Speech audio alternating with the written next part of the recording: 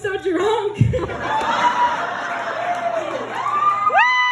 I said I was done, but I saw that the theme was regrets, and I was like, hold my beer. So this story takes place in early 2000, and that was a really crazy time. You know, like NSYNC, Backstreet Boys, a lot of denim on denim. And the love of my life was Aaron Carter. He was gonna be my husband. His single, I Want Candy, had just dropped, and I wanted all of it. All his candy. And then Tiger Beat magazine dropped the bombshell news that future baby daddy Aaron Carter had cheated on his current girlfriend Hilary Duff with Lindsay Lohan. Oh, and I remember being 7 years old on the phone with my grandma. Like, once a cheater, always a cheater though, right? And I don't know how I'm gonna change him, you know? Cause like, he was bad to her, but will he be good to me?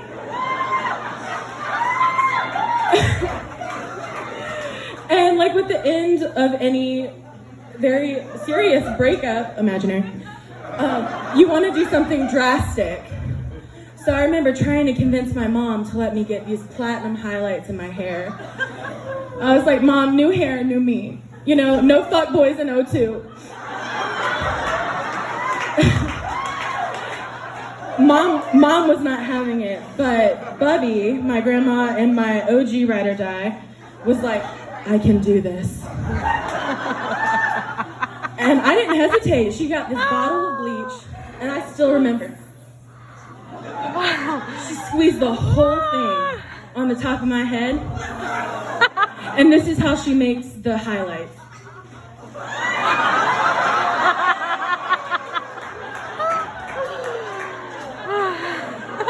It looked how you're imagining it looked. Except it wasn't blonde, it was orange. Yeah. And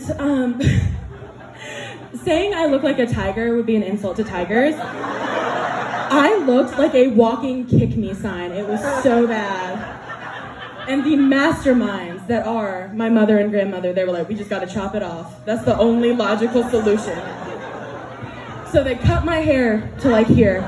And some girls can pull off the short hair look. I looked like a thumb.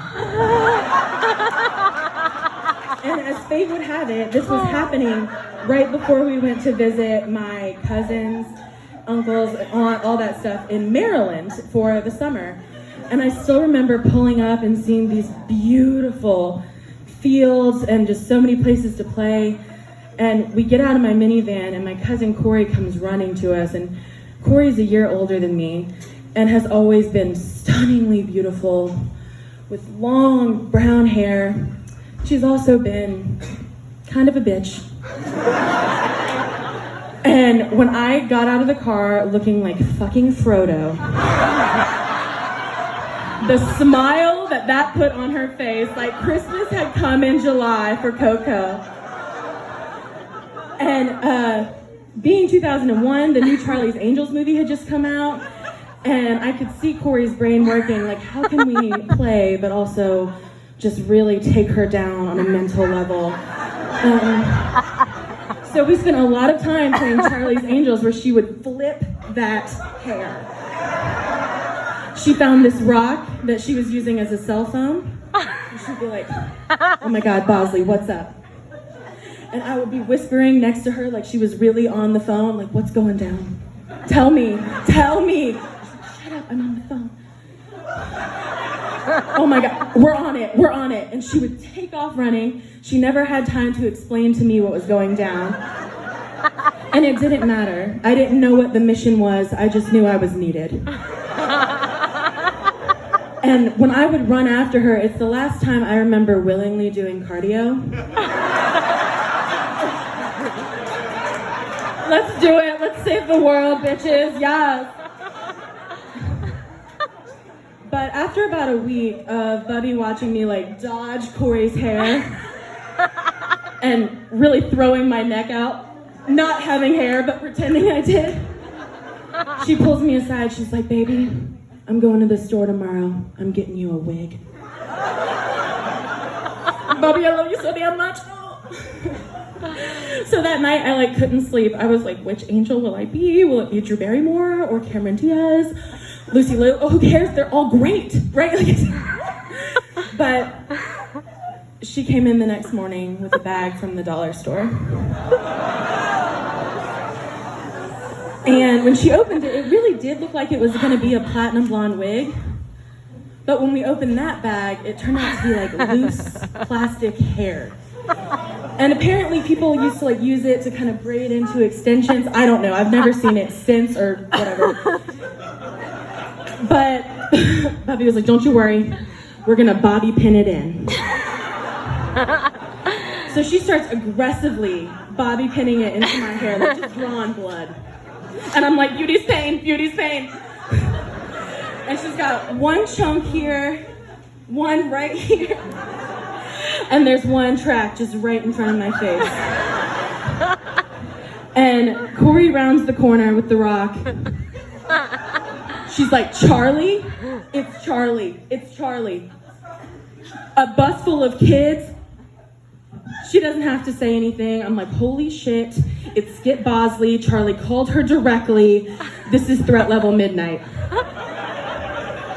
Corey starts running out the door. I start running after her, but now I've got hair to flip. So as I'm running, I'm like, yes, yes! Stunting on these bitches! But every time I flip my hair, a chunk falls out. It's like some white trash version of Hansel and Gretel. It's so bad.